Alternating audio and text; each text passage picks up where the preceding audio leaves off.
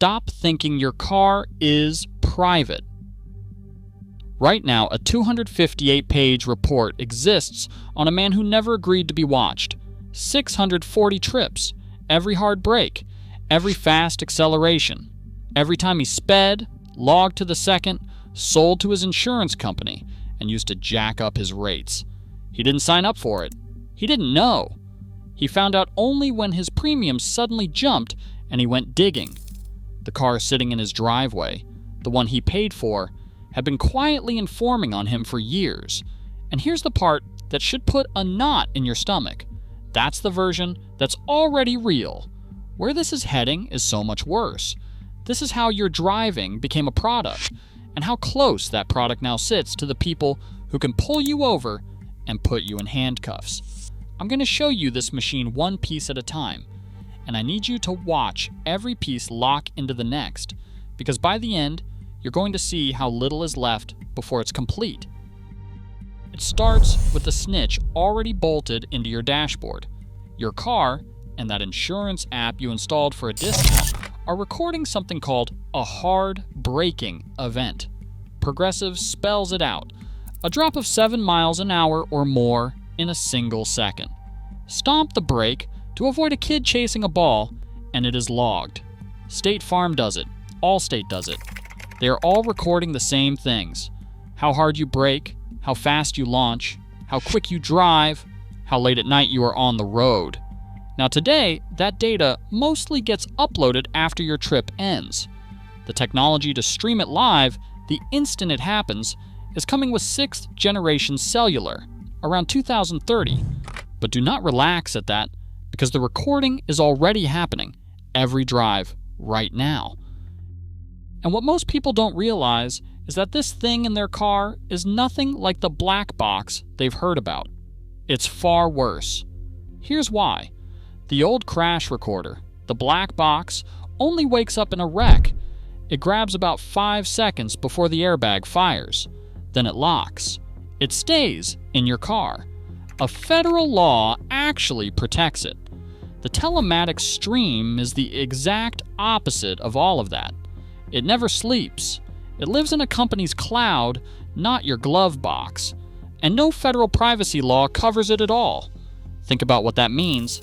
The data that could hurt you the most is the data with the least protection. So go pull your last insurance renewal, the fine print you scrolled past, because sitting in there is a line giving them the right to collect and share your driving data. You said yes, you just didn't read it. And here's the question that changes everything. Once that data leaves your car, where does it actually go? Because this is where it stops being about your premium and starts being about your freedom. Watch how fast the warrant disappears. Last year, 2 U.S. senators ran an investigation into how car makers hand your data to police. 14 automakers. Only 5 of them demand a warrant. 8 will hand over your location data on nothing more than a subpoena. No judge, no oversight. Only 1 bothers to tell you it happened. There is an emergency loophole that lets an officer skip even that. Now, is there a live braking map glowing on a cop's dashboard today? No, not yet. But here's what already exists, and it should chill you. The Real-Time Crime Center. Software like Fusus, already wired into more than 250 police departments, is fusing license plate readers, gunshot sensors, and tens of thousands of cameras into one live map of a city. The platform is built. The screen is on. There is exactly 1 feed not plugged into it yet, and you already know which one. So who would want to plug it in? Follow the money. Because your driving didn't just get recorded, it got turned into a commodity, bought and sold while you slept. This part isn't a theory. General Motors took the driving data off its own customers' cars and sold it to 2 data brokers, LexisNexis and Verisk. They scored those drivers like a credit report and sold the scores to insurers. Remember that 258-page file on that man? That's where it came from. Hyundai handed over data from 1.7 million cars and got paid about 61 cents per car to do it. 61 cents to sell out their own customers. California caught GM pocketing around $20 million from it. And these driver scores already sit in a database covering 42% of the entire U.S. auto insurance market.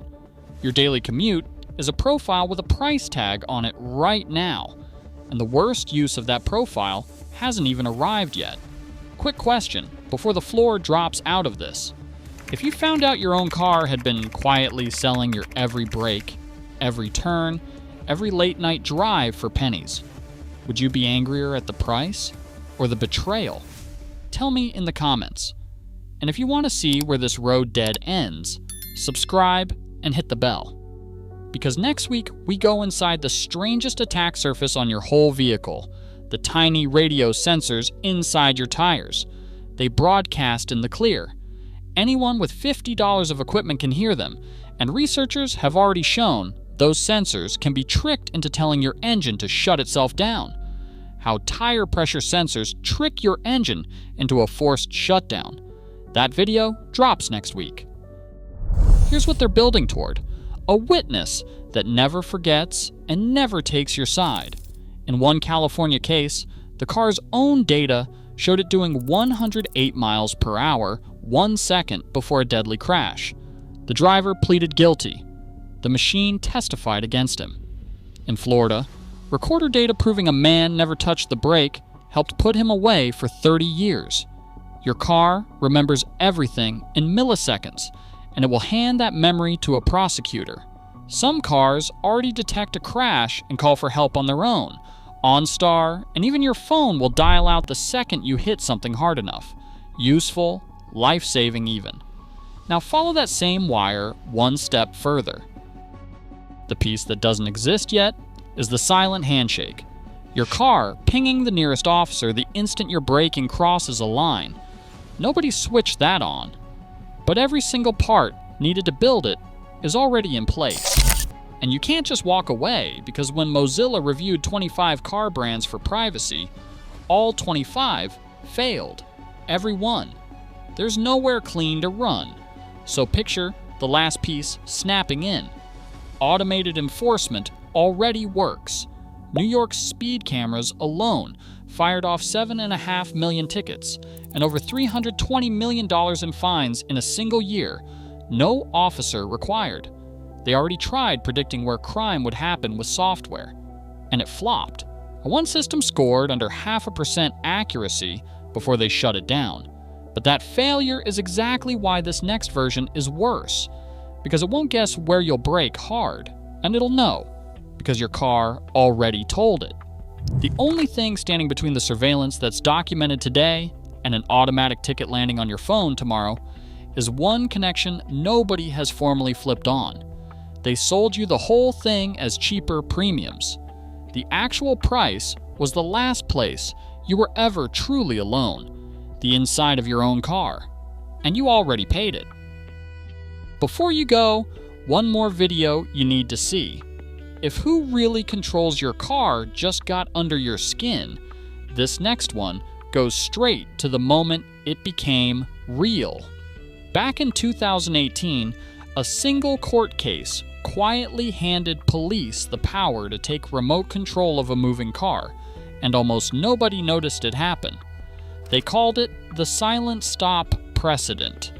It changed what the people behind you are allowed to do to the car you are driving. That video is on screen right now. Thanks for being part of the Blind Spot family. Stay dangerous, and I will see you next time.